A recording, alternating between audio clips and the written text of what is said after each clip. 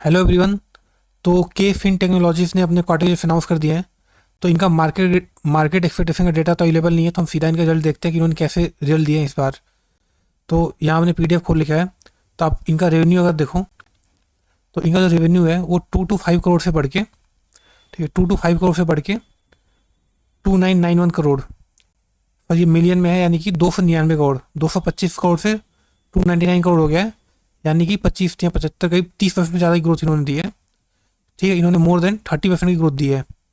तो काफ़ी decent growth हम बोल सकते हैं। अगर हम प्रॉफिट की बात करें तो आप यहाँ सबसे नीचे देखो, total company income for the period दिया हुआ है।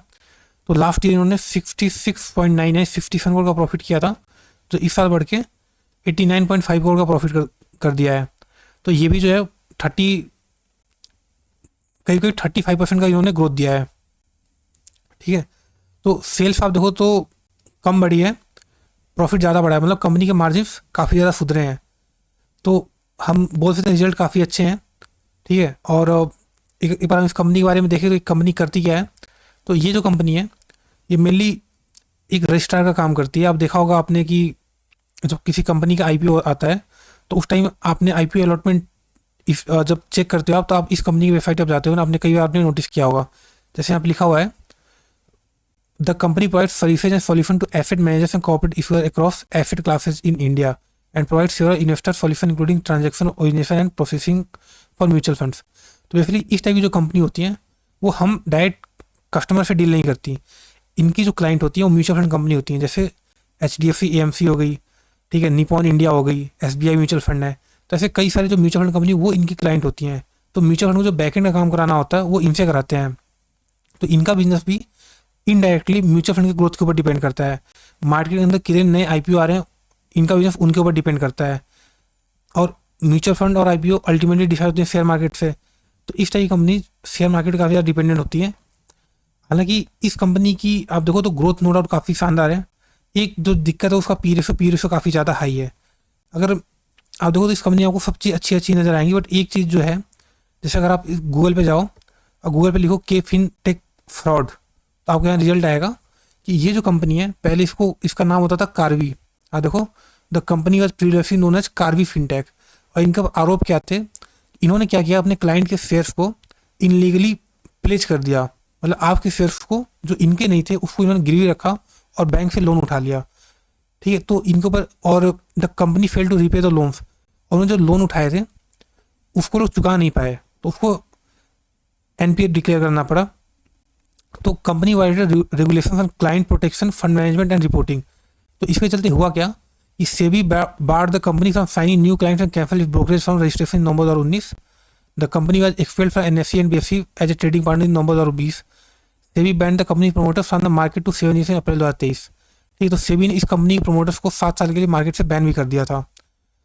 तो ये जो कंपनी है, मतलब देखिए, थोड़ा मैनेजमेंट इसका क्लीन नहीं है। ठीक है, हम ऐसा बोल सकते हैं। ईडी ने 134 करोड़ रुपए के, आप देखो तो ED attach assets worth 134 crore Karvy group scam. तो ये एक दिक्कत इनके साथ में कि इनका जो हिस्ट्री है, ठीक है, वो सही नहीं है। नो डाउट अभी ग्रोथ के दम पे चल रहे हैं ये लोग। जैसे मैंने बताया, अगर आपके चरित्र पे दाग लगा हुआ है स्टॉक मार्केट में, तो इतनी आसानी से धुलता नहीं है। इसको धुलने के एक ही तरीका, आप ग्रोथ देते रहो। तो इनका ये है कि जैसे ग्रोथ इन पे आ रही है, तो इसलिए इनके शेयर प्राइस काफ़ी ज़्यादा चल रहे हैं। बट जिस दिन इनकी ग्रोथ रुकेगी, फिर मार्केट को ये सब याद आएगा कि अच्छा, आपने पास में ऐसे कांड किए थे, तो उस टाइम गिरावट होगी। बट अभी के लिए तो शेयर प्राइस है वो ग्रोथ पे ही जाएगा। ठीक है, और जो इनकी ग्रोथ है वो काफ़ी डिसेंट है। तो अभी हम टेक्निकल हिसाब से देखें, तो आप टेक्निकल में देखो तो ये स्टॉक काफ़ी मोमेंटम में चल रहा था।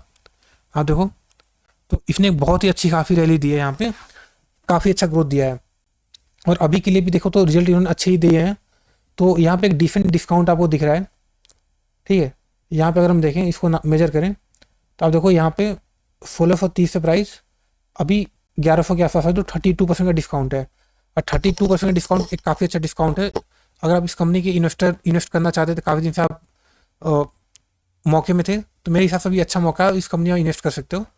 ठीक है, और ये कंपनी अभी अगर थोड़ा बहुत और गिरावट बाकी, तो मेरे हिसाब से थोड़ा सा और है ना, अगर 950 की रेंज में आ जाए तो एक और भी अच्छा मौका हो सकता है खरीदने के लिए। बट हाँ, पहला इंस्टॉलमेंट लगाने का टाइम है। ठीक है, अगर आपको कोई कंपनी पसंद है, जैसा मैंने इस कंपनी के अंदर एक ही जो बुरी बात नजर आई वो है कि इस कंपनी का हिस्ट्री, इन्होंने पास्ट में कुछ कांड किए थे, ठीक है, तो जिसकी सज़ा इन्हें अभी तक तो नहीं मिली, बट मे भी आगे चल के मिल जाए, ठीक है। लेकिन ये देखिए ऐसा श्योरिटी नहीं होता, ठीक है, ये जस्ट कि ऐसा हो सकता है अगर आने वाले टाइम की ग्रोथ रुकी तो, ठीक है, क्योंकि मार्केट कुछ भी भूलता नहीं है, मार्केट को याद रहता है। तो अगर आपको वीडियो अच्छा लगता है वीडियो लाइक कर सकते हो, चाहो तो आप मेरे चैनल को सब्सक्राइब भी कर सकते हो। Thank you.